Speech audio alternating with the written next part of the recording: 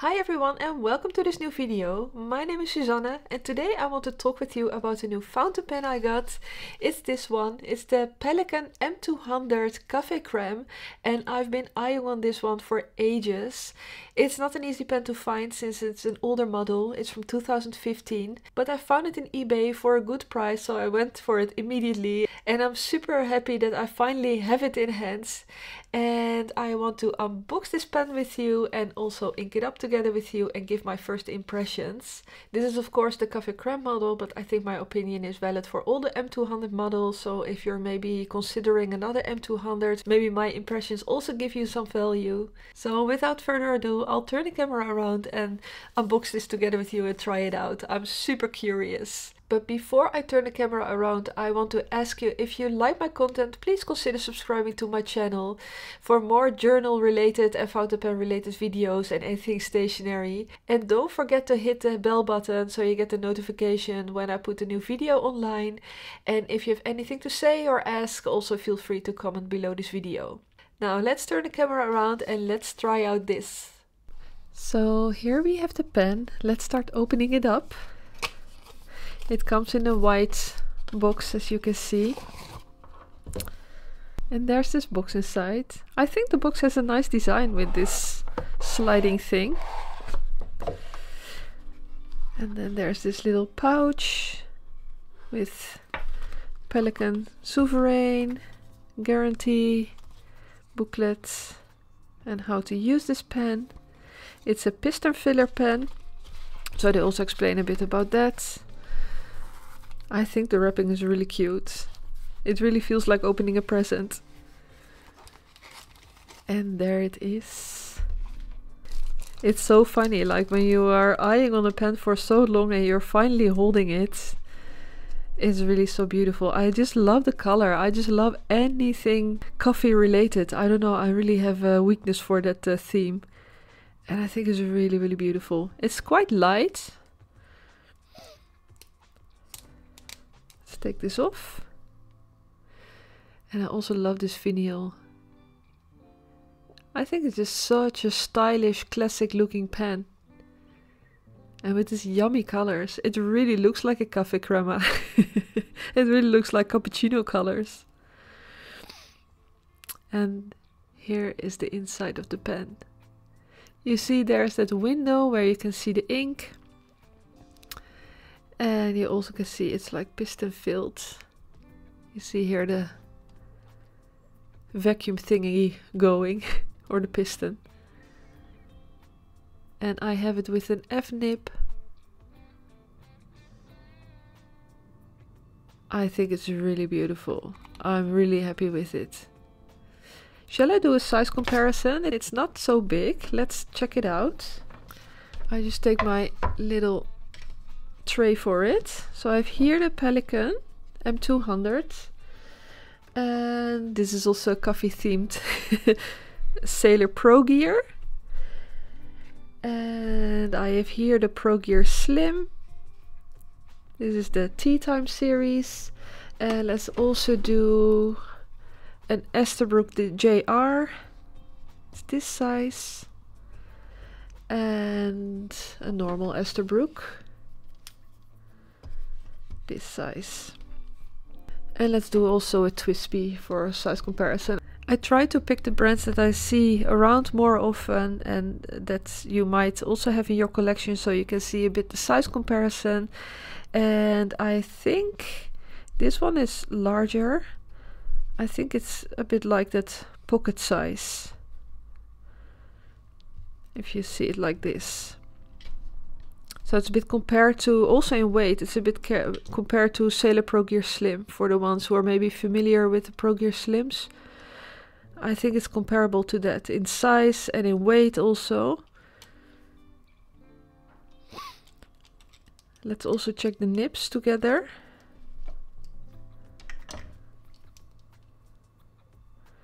Yeah, the nibs are also quite similar, like the length of the length from the barrel to the point of the nib. But you see, if it's uncapped, the Pelikan is longer. Let's also check that out, how it's uncapped. You see the Pelikan is much longer than the Pro Gear Slim. And this is the Esterbrook JR. Oh, I see it's a bit loose. Like this.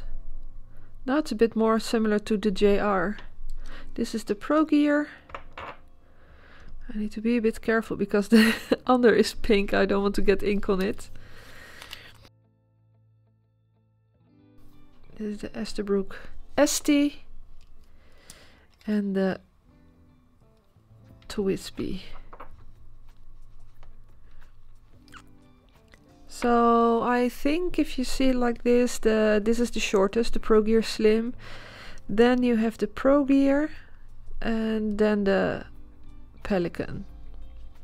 So you see it's a bit like in between these two, and it's a bit similar to the STJR. So I hope it's helpful to give you a bit like an idea of the sizing of this pen. I think this also looks so beautiful together. It's really so stunning. These are also, a lot of them, they are also coffee related. The pumpkin spice. This is also Café Crème, and this is also coffee.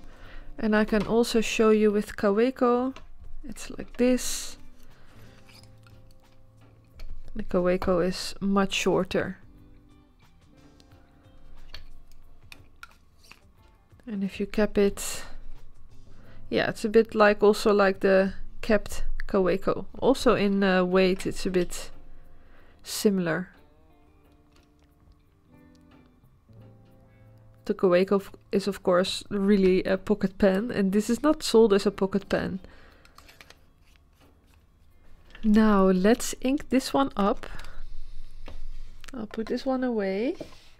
And I've been already thinking about what to ink this pen with, and I have some swatches from my coffee related inks. This is the Robert Oster Café Crème, the J. Herbin Café d'Ile,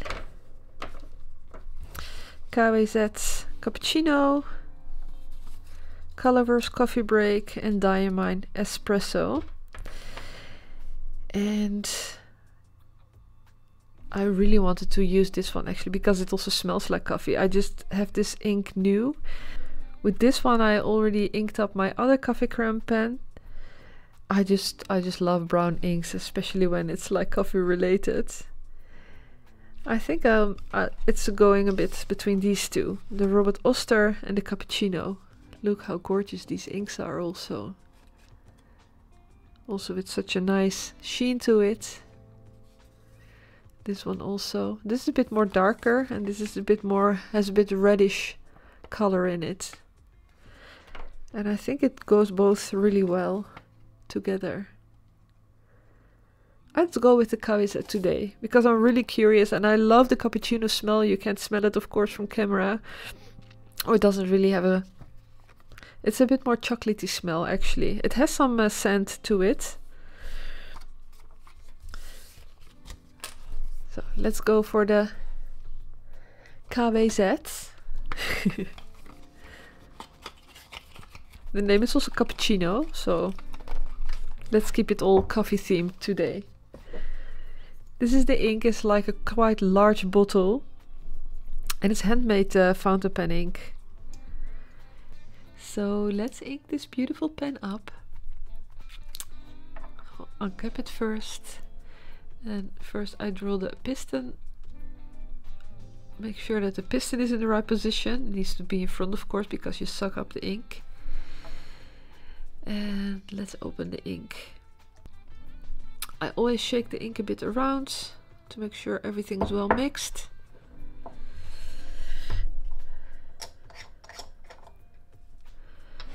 And what I love about this ink is like that the opening is so nice and wide. I have some inks, like for example from Ferris Wheel Press, then the opening is so narrow, it's so hard to dip the pen. But with this it's really easy. Oh, and the smell is so lovely. I really love the smell of this ink. And I dip the pen in the ink.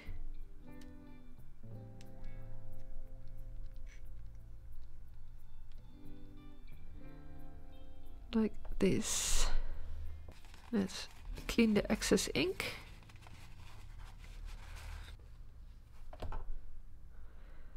Like this. And let's close the cap quickly. I once had that I tipped over my ink bottle and it was like such a mess. So I'm always really careful that I close it immediately. I'll put it here. Now let's make a writing example. I'm really curious how this pen writes. I forgot to mention, by the way, it's a stainless steel nib and it's gold plated. This is, by the way, rhodia paper.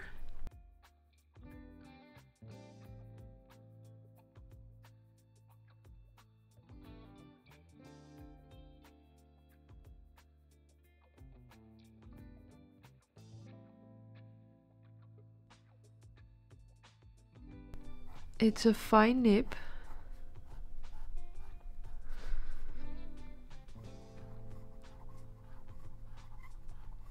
And you hear it has a scratchiness to it. I don't know if that's normal for this nib. But you hear? It has some scratchiness to it, like it squeaks. But nonetheless, it writes quite okay. I must admit, I have better writing pens than this one. Maybe it needs to work in a bit and I need to write a bit more often with it.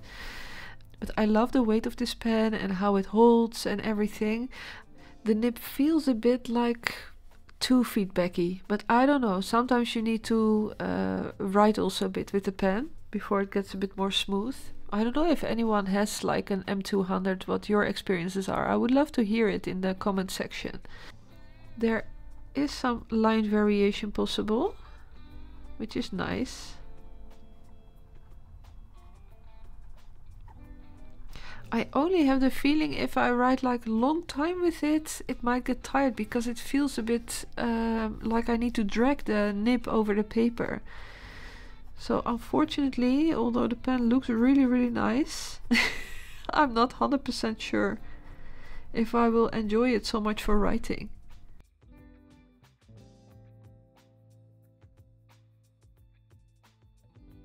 Okay, I worked my nib a little bit up with going over the paper and just, you know, keep writing it and just a bit like doing like this and everything. And then I thought maybe I should try it also on different paper to give this pen a second chance. Because, you know, my first impression was, yeah, I don't know, it had just such a drag onto it. That was rhodia paper, which is also really smooth. And this is Tomo River paper, which is also fountain pen friendly, although rhodia paper is also fountain pen friendly. But yeah, I just thought let's try it also on Tomo River paper and see if it's a difference in the writing experience. This is my Hobonichi Weeks, and in the back there is like all these empty pages, so I thought I can just try it out on there. So let's do a little writing example in here also and see if it differs from that rhodia paper that I just tried it on.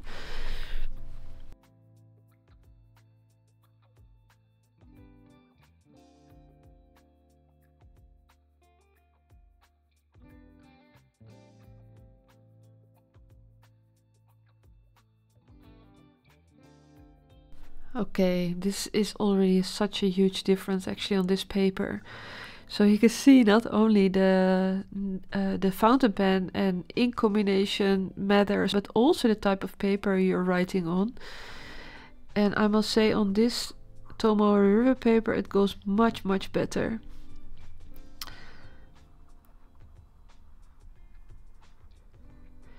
And I do love this nib, has some springiness to it, and it offers a little bit of line variation.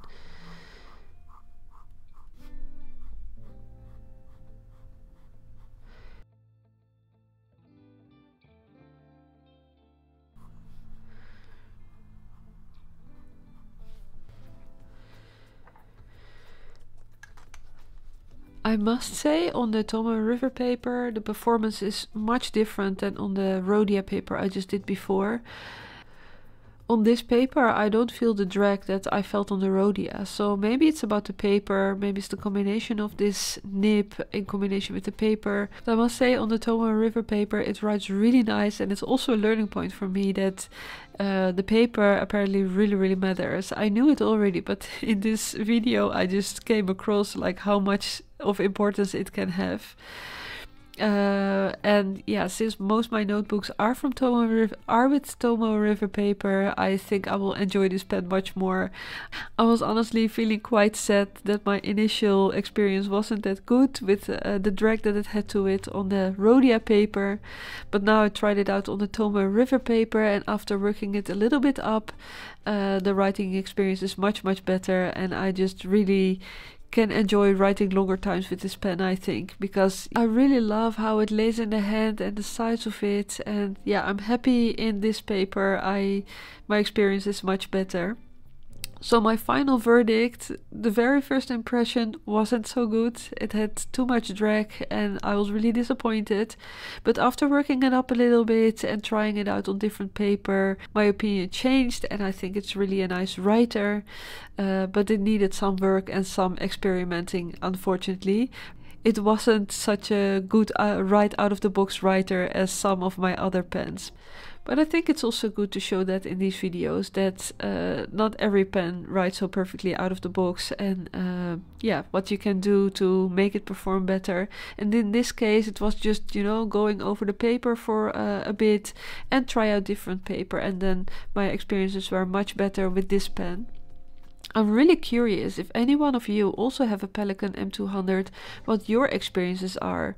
Were they writing immediately right out of the box, or did you also need some work up? I'm really curious if it's just this pen, this particular single pen, or that it's something about the M200.